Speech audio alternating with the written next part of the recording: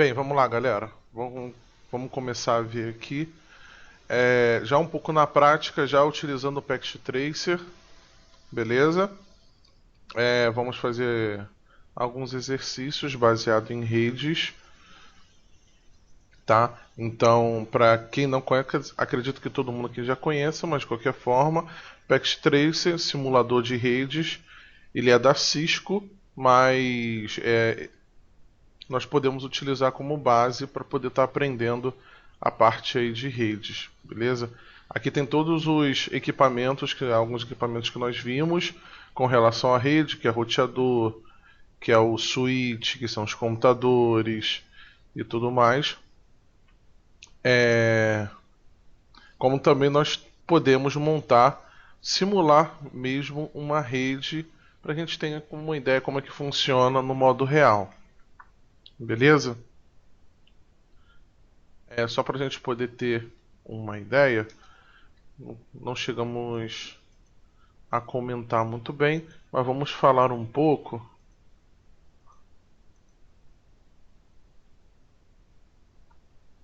Ah, vamos lá, vamos falar um pouco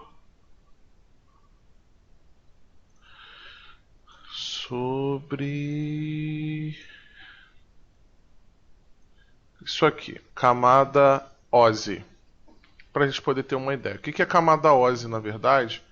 Camada OSI é um modelo de referência que a gente utiliza para a gente poder entender como é que funciona essa parte de comunicação de pacote de dados, ou seja, todo tipo de comunicação que rola entre redes de computadores é a partir que a gente chama de pacote, ou seja, são os sinais que são transmitidos, sinais de dados da sua máquina, que seria, vamos supor, a origem, até o destino que você informou.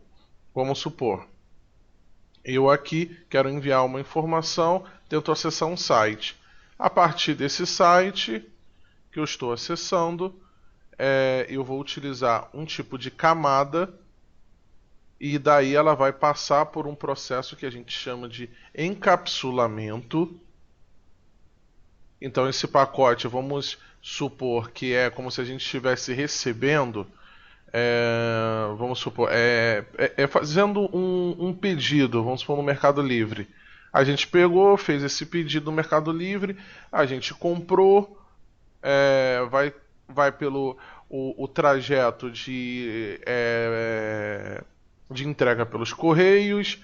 Então a partir daí vai vir, você vai embrulhar o pacote, vai selar o pacote, vai o, o local onde você comprou, ele vai registrar no correio, daí então vai vir, vai se transportar até a sua casa, chegou na sua casa, você recebeu, você abriu o pacote e aí você tem a sua mercadoria que você comprou. Então vamos se dizer que o pacote de encapsulamento e desencapsulamento é praticamente a mesma coisa. Então, cada camada dessa do modelo OSI, que hoje é um modelo que a gente trabalha como referência, tá? Referência, quando eu digo, é que não utilizamos diretamente ele.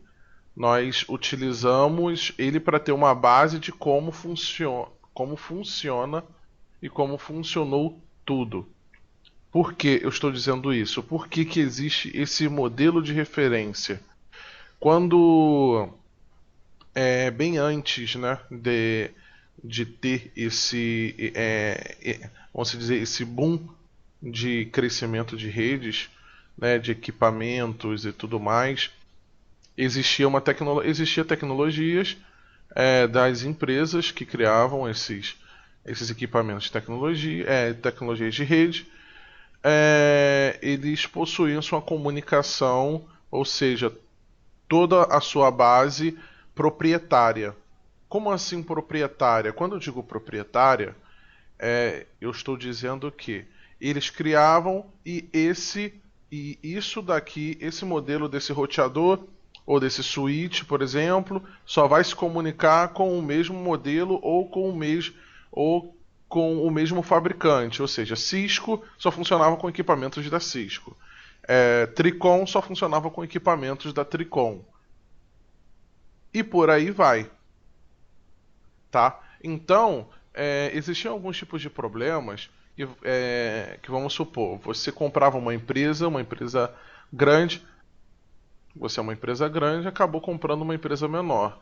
A sua empresa grande, ela tem todo o parque ali da parte ali tecnológica ali de redes, tem tudo como Tricom. Essa outra pequena, que vamos dizer que não é tão pequena, acaba tendo todo o seu parque em Cisco. Um é Tricom, o outro é Cisco. O que você vai fazer? Você precisa fazer a comunicação entre os dois. Entre tudo ter o mesmo tipo de tecnologia para poder se comunicar. E aí o que acontecia nesses casos?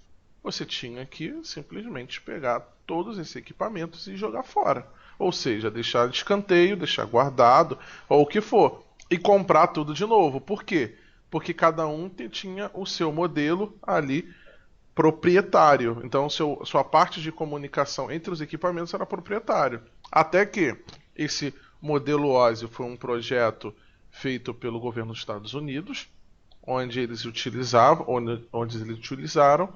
e passou a ser um modelo de referência.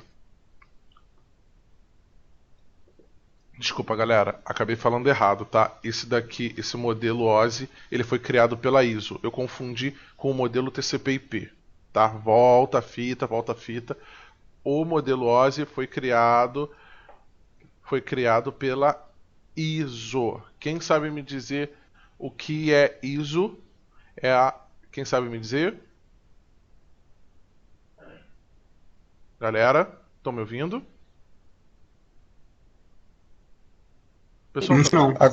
Agora você me pegou, hein? Então, ISO é a Organização Internacional de Normalização. Claro que ela está escrito em inglês, né? Que é International Organization for. Agora não vou me arriscar a falar o inglês, né? Se eu não me engano, em tradução é isso. É uma organização internacional de normalização, ou seja, ela cria normas que você deve seguir. Então, a ISO acabou criando o modelo OSI, tá? Então, as empresas acabaram, é, acabaram sempre por querer adquirir equipamentos que tivesse o modelo OSI, beleza? Então, por exemplo, beleza, eu vou comprar tudo Cisco, mas a empresa já sabia que se fosse comprar tudo Cisco, teria que ser sempre Cisco. Querer comprar Tricom, teria que ser tudo Tricom. Bom, mas aí chegaria no caso, o que aconteceria?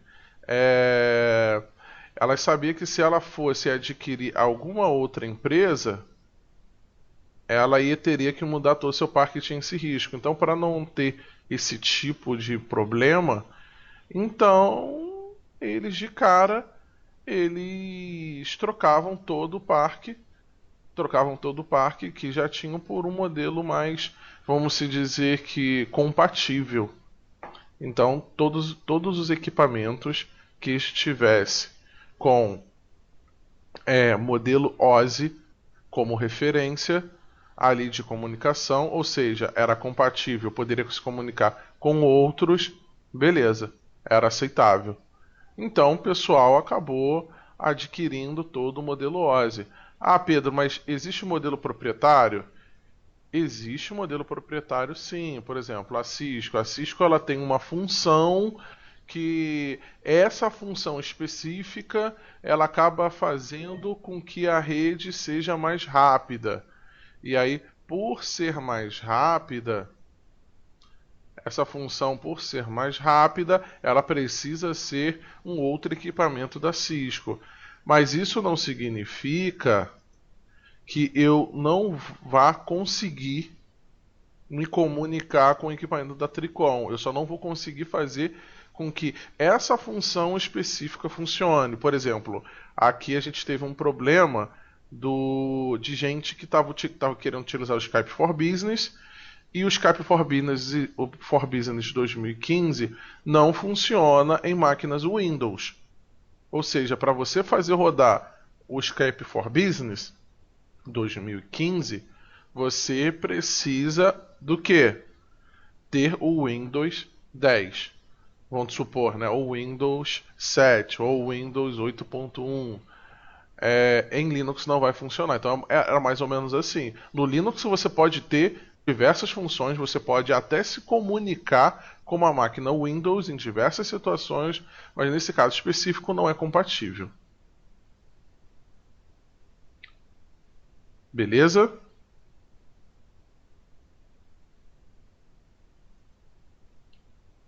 Galera, tranquilo Tá me aí? ouvindo?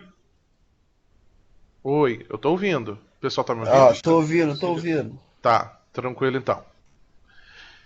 Então, beleza. Então, como é que funciona o modelo de referência? Eu venho aqui, vejo a aplicação, da aplicação vou para a apresentação, vou para a sessão, e cada um desses aqui, ele tem é o que a gente chama de uma camada. Camada física, enlace, de dados, rede, transporte, sessão, apresentação e aplicação. Então, dependendo, você pode estar encapsulando ou desencapsulando, tá? Vou dar uma referência, por exemplo. Camada física, quem é que trabalha em cima da camada física do modelo OSI? Um exemplo. A quem trabalha em cima da camada física do modelo OSI é a placa de rede. A placa de rede, ela trabalha em cima do modelo OSI com a camada física. Enlace de dados.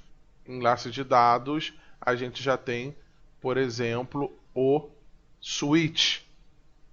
O switch, ele já tem uma função onde necessita da camada de dados, que é a parte de endereçamento que a gente viu, que ele consegue fazer gravações e tudo mais. Vamos se dizer que a camada física recebe o sinal e o enlace ele acaba corrigindo falhas que pode haver nesse sinal. Beleza? Agora, um outro exemplo entre essas duas camadas, camada física. A camada física, nós temos, por exemplo, o hub. Ué, Pedro, mas hub não é como o switch e tal? Então, foi que a gente já tinha chegado a ver. O hub, ele não é igual ao switch. Em que questão?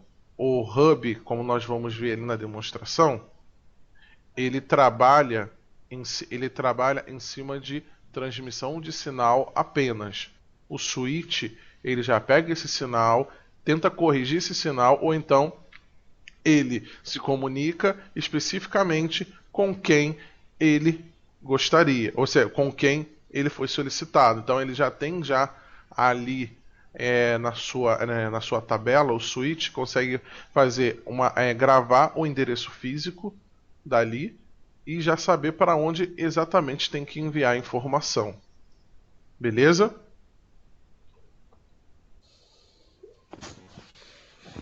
Gente, alguma Beleza. dúvida? Beleza.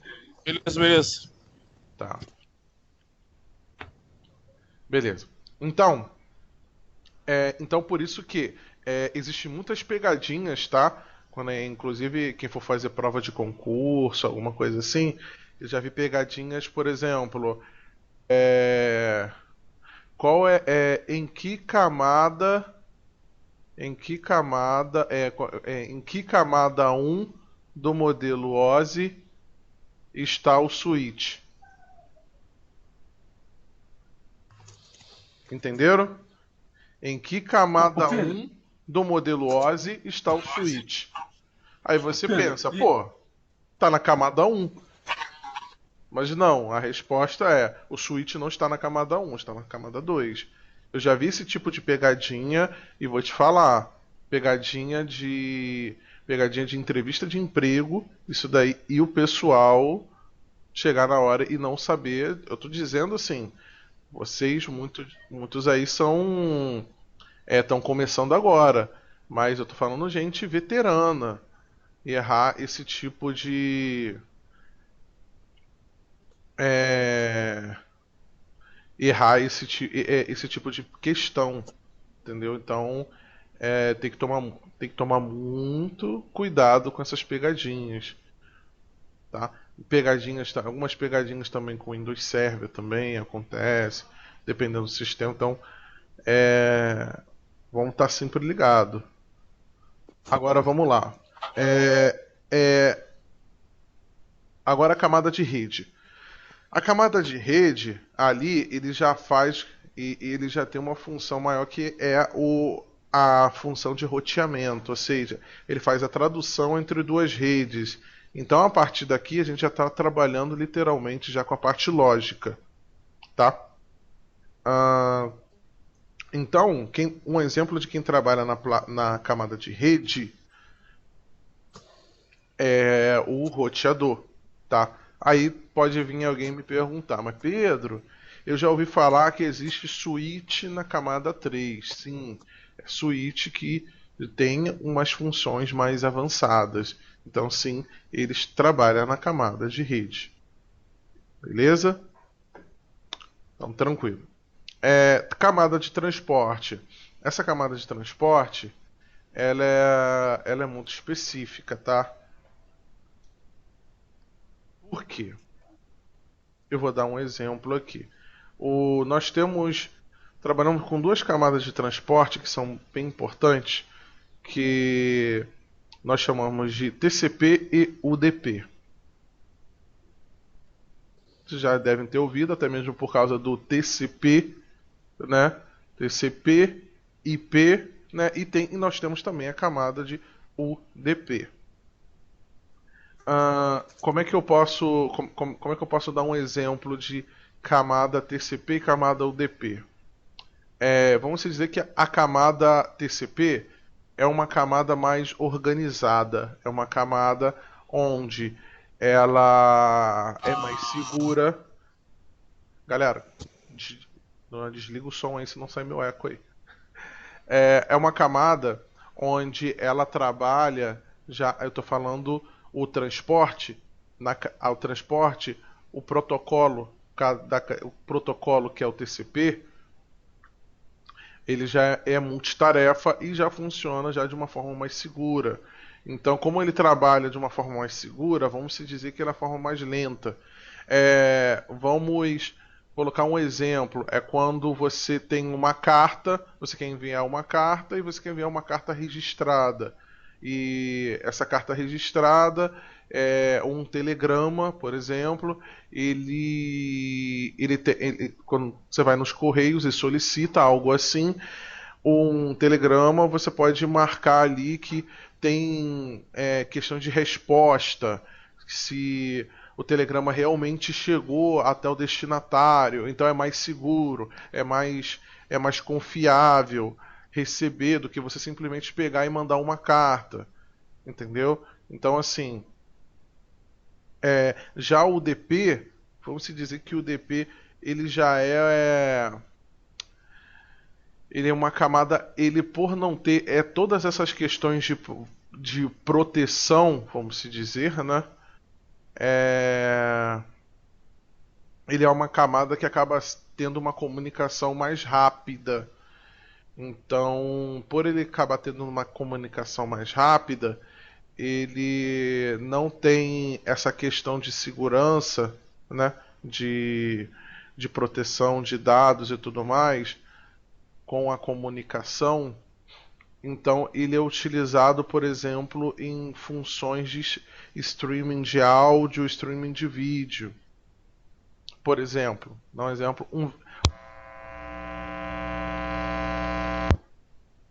Galera? Oi, estão me ouvindo? Sim, sim, tô te ouvindo. Não, porque eu mexi aqui. Por exemplo, eu vou dar um exemplo aqui. Ó, um exemplo de streaming de vídeo.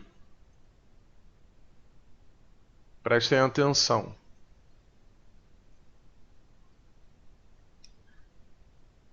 Estão conseguindo me ver aí?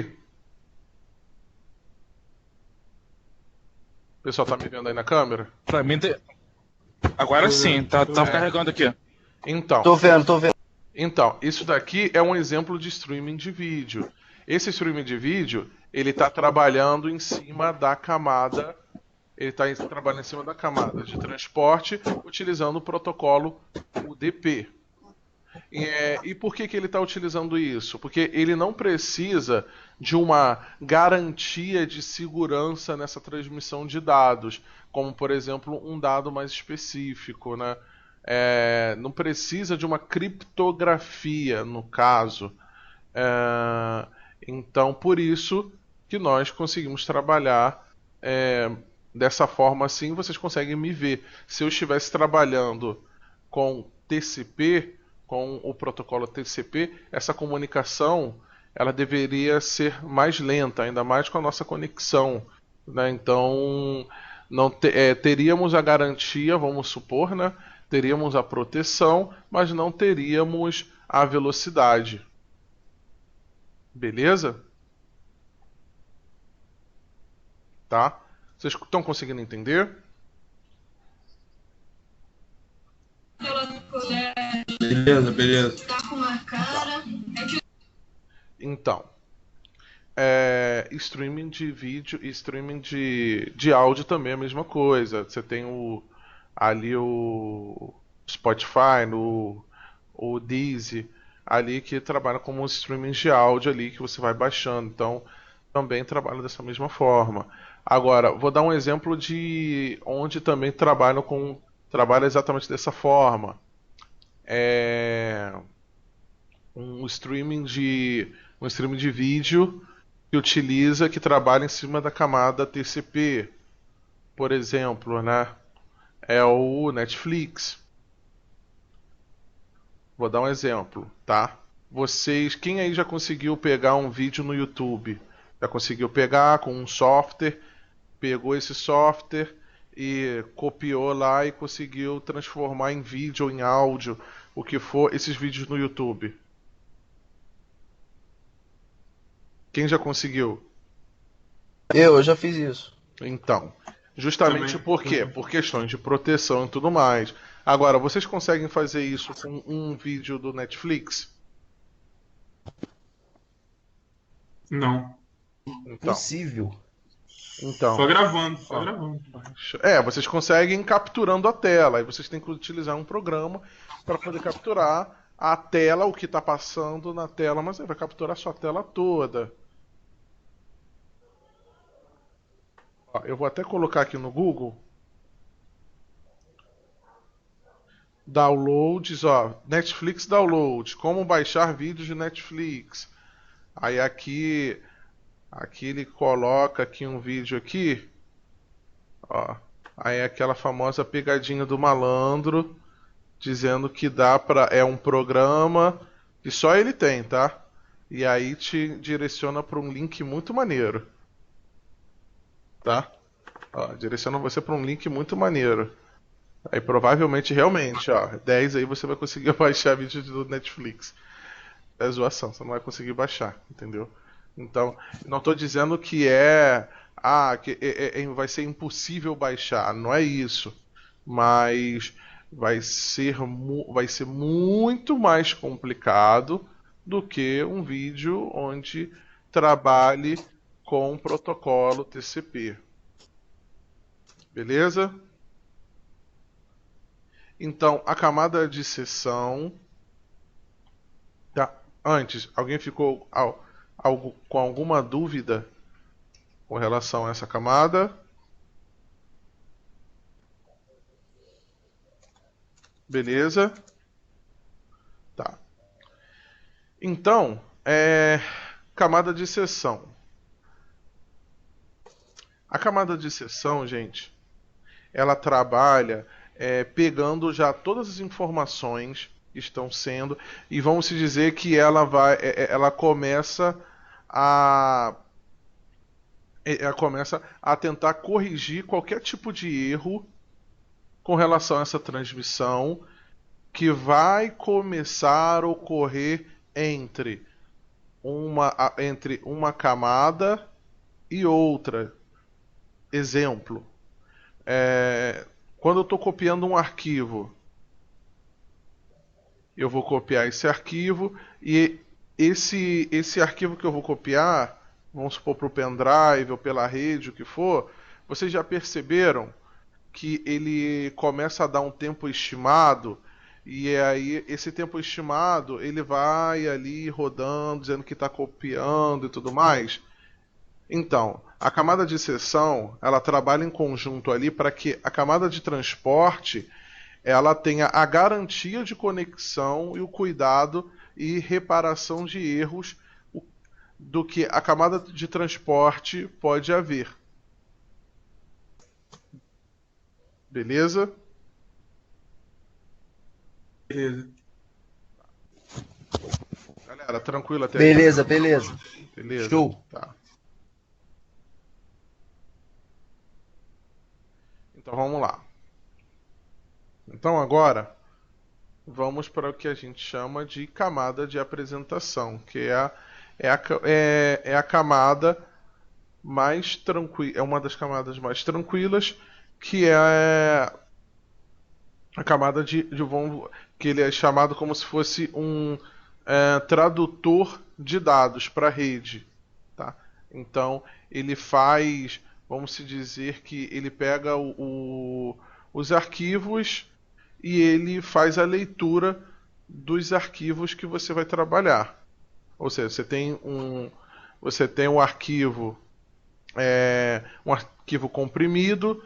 Esse arquivo comprimido ele vai saber qual é a extensão a partir daí que você vai trabalhar conforme esse arquivo, tá? Isso daí ele é um auxiliar, é um auxiliar da camada de aplicação, tá? Que aí partimos para a camada de aplicação, que é a camada principal que a gente está utilizando nesse momento. A camada de aplicação é o que vem todo tipo de software que trabalha em rede. Então, eu estou falando com vocês, eu estou utilizando um software que está trabalhando na camada de aplicação. Ele está utilizando rede. Então, eu tenho um jogo online. Esse jogo online, ele é, na verdade, um tipo de programa que está trabalhando em cima da camada de aplicação. Ou seja, eu estou acessando um navegador. Esse navegador, quando eu digito ali o site, lá o fulanodigital.com.br, eu estou utilizando também esse navegador, está também na camada de aplicação. Tá, eu comecei de baixo para cima, então a gente desencapsulou. A forma de encapsulamento também é a mesma forma.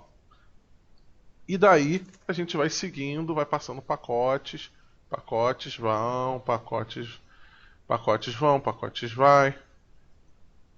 E passamos para o modelo de internet, o modelo da internet, que é o TCP/IP. Que aí foi naquela hora que eu acabei me confundindo todo aí com o que eu estava dizendo, né, de como que funciona o protocolo TCP/IP. Na verdade, tem muitos que chamam também de pilhas de protocolo de TCP/IP.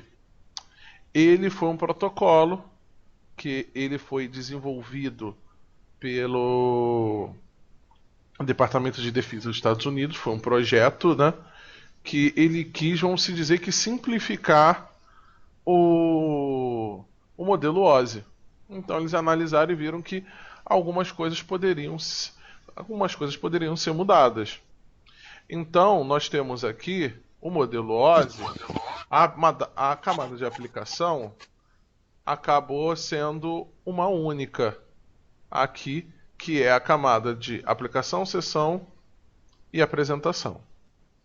Então acabou todas sendo camada de aplicação. Transporte, camada de rede. E na verdade, essa figura aqui, peraí, não é exatamente essa figura aqui. Ela está apontando aqui uma outra coisa. Vamos lá, deixa eu pegar uma figura aqui. Agora que eu reparei. Pronto. São 4 camadas: aplicação, transporte, rede ou internet e a interface de rede. Beleza? Ou seja, a camada 1 e 2 acabou se tornando no modelo TCP/IP, acabou se tornando uma só. Rede continuou como rede, mudaram para internet, camada de transporte continua a mesma e a camada de aplicação acabou sendo a camada de aplicação no TCP/IP seria a sessão, apresentação e aplicação. Ou seja, de 7 camadas passamos a ter 4 camadas. Então, por começarmos a trabalhar com a camada TCP/IP, aos poucos o pessoal foi começando a mudar e aí a trabalhar em cima dessa camada TCP/IP e aí acabaram adquirindo todos da mesma forma e por aí vai até o que a gente utiliza, o que nós utilizamos hoje, que serve como um modelo de referência. Tá? Hoje toda a internet, toda a nossa rede é baseada em TCP/IP. Aí você pode dizer, Pedro, mas eu já ouvi falar em uma tal de Novell. Alguém já ouviu falar? Bom, velho Novel. Oi? Eu já ouvi falar muito, Novel. Então, Novell, ela tinha um protocolo chamado IPX-SPX, que ela acreditou com todas as forças que continuaria, então ela não quis mudar. Daí o Windows, na época, acabou adotando o TCP/IP como seu protocolo de rede, e por aí vai, começou e chegou tarde demais. Aí quando a Novell resolveu trabalhar com o protocolo TCP/IP, já não adiantava mais, que já tinham já dominado já já não já estava já, vamos supor que obsoleto para a Novell, o IPX-SPX já estava já obsoleto, já estava ficando obsoleto e eles não tiveram tempo de mudar. E aí porque quando mudaram já tinham praticamente já estavam saindo do mercado. Beleza? Então Beleza. Vamos lá, galera. Vamos começar então na prática. E vamos lá. Aqui nós temos um roteador, nós temos um switch, nós temos um computador, tá? Essa aba aqui a gente trabalha em cima das conexões, que são todas essas conexões aqui. São todos esses cabos e nós podemos utilizar o que eles chamam da conexão automática, que ele mesmo reconhece quais são os cabos que vamos utilizar. Nesse caso aqui, nós vamos utilizar o que a gente chama de cabo direto, que a gente falou na outra aula. Então nós vamos conectar o computador ao switch e o switch ao roteador. Beleza?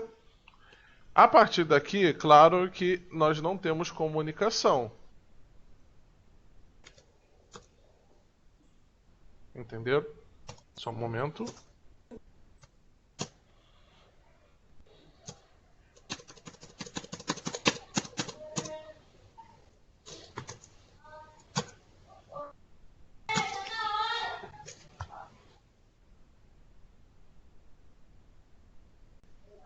Aqui não tá. Aqui tem que. Parece que tem que Galera. fazer. Oi. Tá diferente aí. Pedro voltou, Pedro Gente. voltou. Gente, vamos lá. Então, aqui nós vamos precisar para poder nos comunicar. Vou colocar aqui mais uma máquina.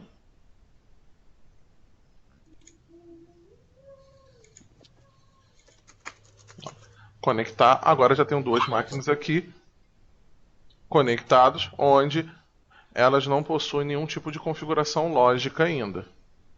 Ou seja, eu tenho que agora configurar a comunicação de IP para que as máquinas possam se comunicar. Tá? Eu sei que vai gerar algumas dúvidas, mas fiquem tranquilos que eu vou explicar.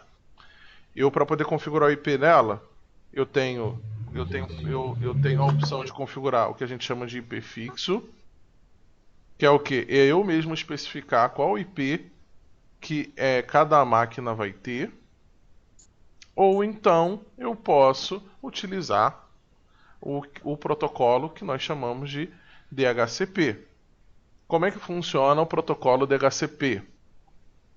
O protocolo DHCP será um serviço que haverá ou no servidor ou, no caso, no roteador, que irá distribuir IPs para as máquinas. Então, a máquina ela vai ser ligada, ou seja, o host, né? Não só máquina, pode ser um celular, pode ser uma televisão, qualquer host, ou seja, qualquer equipamento ligado à rede. Então, no momento que ela for ligada, ela vai solicitar uma hora essa conexão com a rede. Então, é como se a máquina estivesse gritando: existe algum DHCP na rede? Isso por quê? Porque não está configurado como IP fixo. Então, ele vai solicitar um IP na rede. Então, ele vai tentar procurar um servidor DHCP. Até que algum servidor DHCP ele responda. Beleza? Ele respondeu? Beleza, ele pega um IP, o DHCP deixa esse IP com ele durante um período, e daí ele começa a comunicação entre as máquinas, entre todos os hosts que estão na rede. Mas caso não haja um DHCP, eu posso, eu mesmo, configurar manualmente. Sendo que, vamos supor, eu tenho um servidor DHCP na rede e o servidor DHCP na rede não está funcionando, e eu não configurei um IP fixo, olhem, ele vai começar a procurar um IP. Não achou um IP? O que ele vai fazer? Vai ser atribuído um IP que se chama APIPA. Esse IP APIPA ele começa com 169 e 154, ou seja, esse IP ele é gerado pelo próprio sistema. Então, se eu tiver duas máquinas com IP APIPA, por exemplo, elas vão chegar até se comunicar, tá? Mas mas eles vão perder outras funções que uma rede possa ter. Então, pegou IP APIPA, ou porque o servidor DHCP não está funcionando, ou está fora da rede, aí vocês têm que identificar qual é o problema. Ou então configurar IP fixo, como a gente vai fazer aqui. Vou dar um exemplo do IP classe. Que classe é essa? Isso. Daí ele já completa para mim a máscara de subrede. Não vamos configurar gateway pelo momento. Daí eu chego aqui, faço o mesmo, 192.168.0.21. Beleza. Agora as máquinas já estão se comunicando. Mas como é que eu sei que as máquinas estão se comunicando, gente? Eu posso fazer um teste utilizando essa função aqui de ping. Mas esse ping, ele seria um ping visual. O que é o ping? Um ping ele é um comando de teste de conectividade, tá? Por exemplo, no Windows ele funciona dessa forma. No Windows e outros sistemas também, né? Eu vou testar a conectividade com o Google. Pacote vai, pacote volta, pacote vai, pacote volta. Ou seja, ok. 4 enviados, 4 recebidos, sem perda. Então, foi tranquilo. Mínimo 6, máximo 9, média 7. Tempo de resposta, isso é milissegundos. Beleza? Então, eu quero saber se as duas máquinas estão se comunicando mesmo. Então, eu vou clicar no cartinho aqui, ida, volta. E aqui ele dá successful, ou seja, sucesso, conseguiu. Daí, esse daqui é o modo que a gente chama de real time. Mas eu posso ver como é que funciona essa distribuição. Então eu venho aqui, ó, em modo simulation e eu posso clicar aqui, capture. E aí, ó, eu vejo a carta indo até o destino e voltando para dizer que houve comunicação. Beleza, a comunicação foi concluída com sucesso. Ó, luzinha aqui se comunicou. Tranquilo, gente? Tem como só repetir essa parte aí agora que você fez, a simulação, que eu não entendi no vídeo. Claro. Vamos lá. Eu vou fazer um teste aqui para saber se as duas máquinas estão se comunicando. Então eu vou fazer um ping aqui, ó. Eu vou ativar o ping. Uma carta vai ficar aqui e outra carta vai ficar aqui. Ou seja, tem gente que não gosta que chamem de cartinha, né? Que é o teste. Então você especificou onde é a origem e o destino. Daí ele deu sucesso, ou seja, o pacote se comunicou, passou aqui pelo switch e foi. Tá. Aí eu vou ativar o modo simulation para poder saber aqui, né, como que ele funciona. Isso daqui também ele acaba sendo legal que ele ajuda, né, com relação até para onde está indo o pacote. Quando a gente está trabalhando no modo simulador, por que não está indo? Aí o modo simulation acaba dizendo para onde que o pacote está indo, se o pacote não está indo, tudo mais. Bom, aí eu venho aqui em Capture. E ó, ele foi e voltou. Deus, agora eu entendi. Tá? Tranquilo então.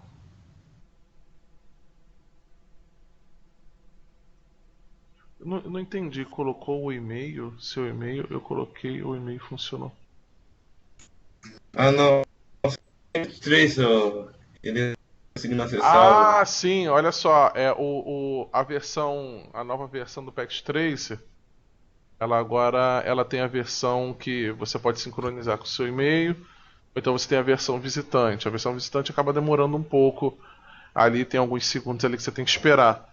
Na verdade, você está utilizando a nova versão, a versão 7. Eu instalei essa mesma, a versão 7. Oi? Eles disponibilizam para Linux também, eu consegui achar no site lá e baixei. Sim.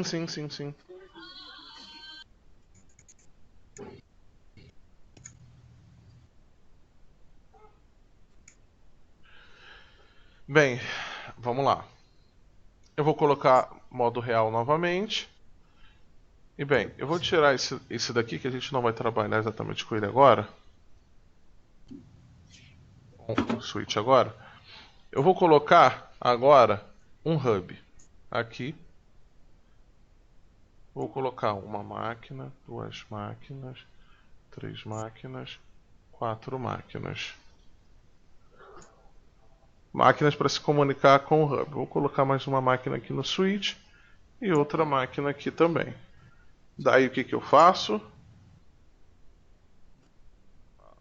Aqui.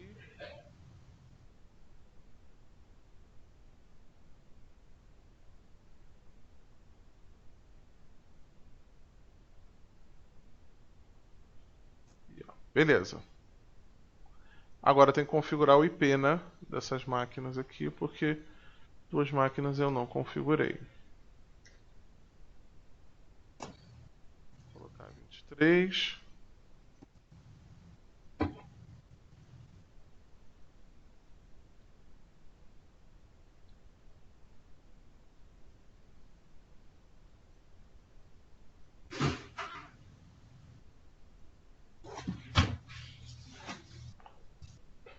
Beleza.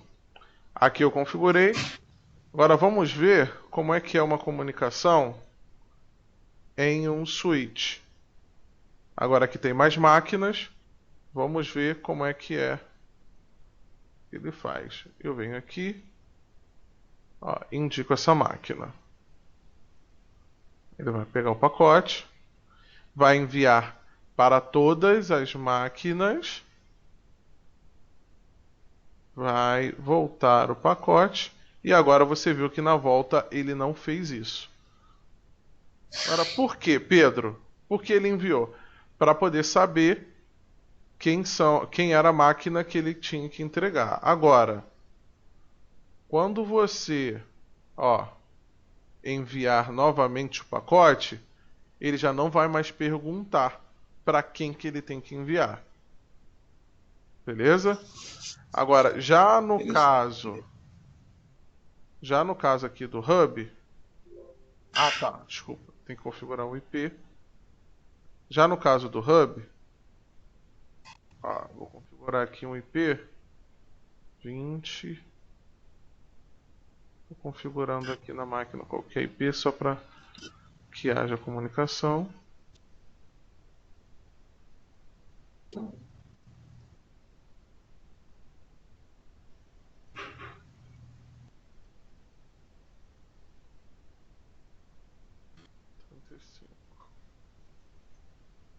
Beleza. Então, ó,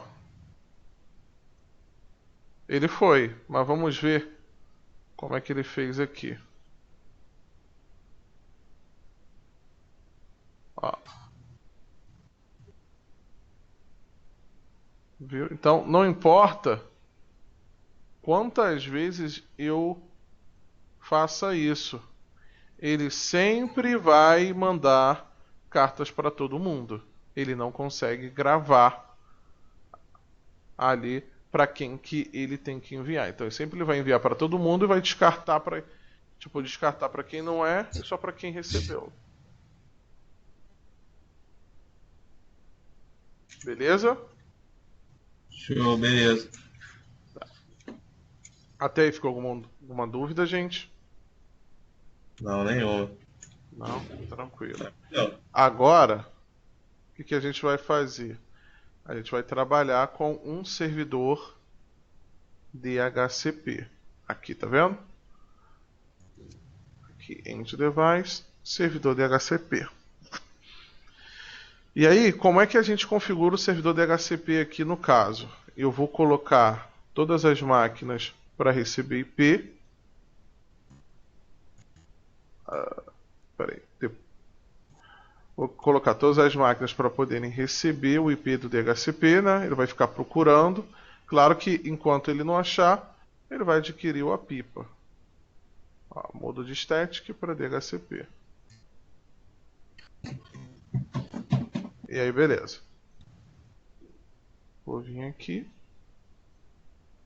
Vou conectar o servidor. O servidor, no caso, né? Como ele não pode distribuir IP para ele mesmo, então nós temos que ter no servidor um IP fixo. Então vamos colocar aqui o IP do servidor é o 150. Beleza? E o roteador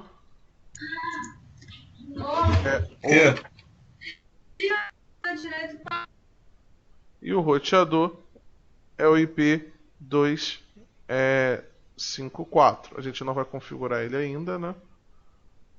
Mas agora aqui eu vou em serviços vou em DHCP para poder configurar o servidor DHCP para essa rede. Ele já vem de uma certa forma já pré-configurado. A gente tem que habilitar esse serviço e aí configurar a partir de que IP ele vai distribuir. Ou seja, eu posso fazer com que ele distribua a partir do 1, mas como eu posso fazer que ele distribua a partir do 20. Daí eu coloco o DHCP, coloco o gateway para ele distribuir também, no caso é 254, e se tiver servidor DNS. Eu salvei, ó, máquina pegou IP. Ó, máquina aqui já pegou IP e por aí vai. Ou seja, não sou mais eu que tenho que configurar de forma estática. O próprio servidor DHCP acaba distribuindo. Tranquilo, gente? Isso daqui também eu posso fazer da mesma forma. Aí você me pergunta, Pedro, apesar que aqui ela é uma outra rede, mas e se eu deixasse aqui, ó, tudo DHCP,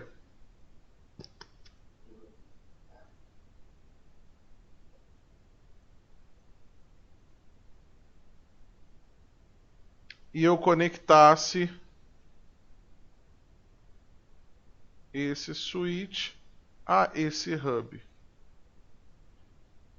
Haverá comunicação? O que vocês acham? Não. Por que não haveria comunicação? Porque eu acho que é porque a configuração de um hub é ultrapassada em vista do switch. Não. Porque a configuração do hub é ultrapassada quando falamos do switch. Beleza.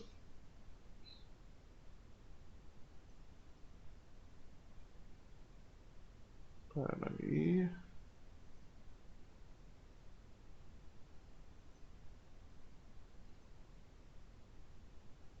Para conectar de novo aqui.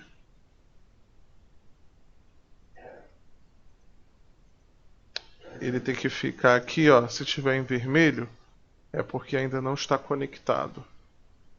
Ele tem que mudar de cor para que haja conectividade. Geralmente a comunicação entre um switch e um hub teria que utilizar o cabo que a gente chama de cabo crossover, mas já não é mais necessário isso. Mas aqui no simulador acho que vamos ter que utilizar o cabo crossover para a gente identificar qual é o cabo direto crossover. É que o crossover, o cabo que a gente chama de invertido, ele tem esses traços aqui. Isso aqui no simulador, aqui ele ligou e aqui ele deve acender a qualquer momento.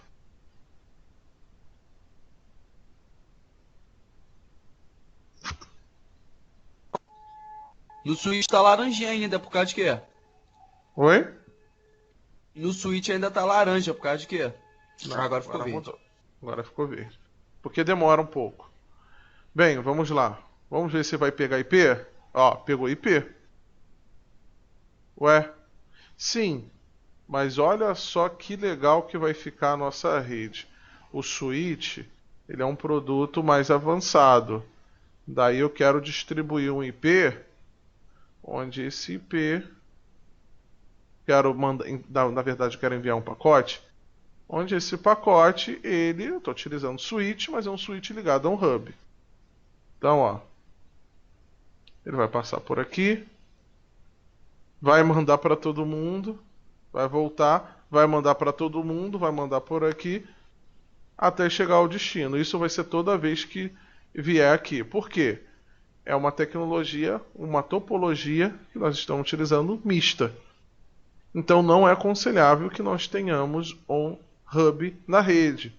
Mesmo que seja um switch bem baratinho, troquem e coloquem um switch ao invés de continuarem com o hub.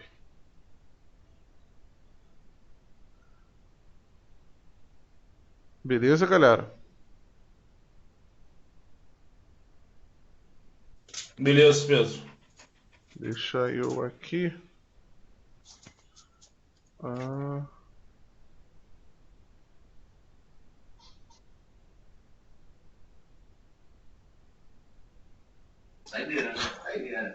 Pedro, Oi. no Packet Trace também ele dá a opção de configurar serviço de diretório, Active Directory, alguma coisa assim também? Não. Ele é só um simulador de rede, equipamentos assim. Não, isso daí só Tá, ele com... só, só Isso simula só a parte conver- física, né? E só com não, a parte lógica também, como a gente está vendo, mas não sistemas assim específicos assim. Ele é um simulador mais de rede mesmo. Aí a gente já trabalharia com emuladores. E também existe o emulador que é o GMS3, só que ele não é simulador como aqui, já é emulador. Qual é a diferença? Ele é como se você estivesse utilizando mesmo um equipamento. É como se você estivesse, por exemplo, instalando o Windows numa máquina virtual, tá? Beleza. Galera, ficou alguma dúvida até aí? Tranquilo? Eu vou deixar isso daqui como exercício para vocês terem como referência, para vocês fazerem em casa. Esse arquivo eu joguei lá na pasta, ele vai estar sincronizando. Eu vou parar a gravação.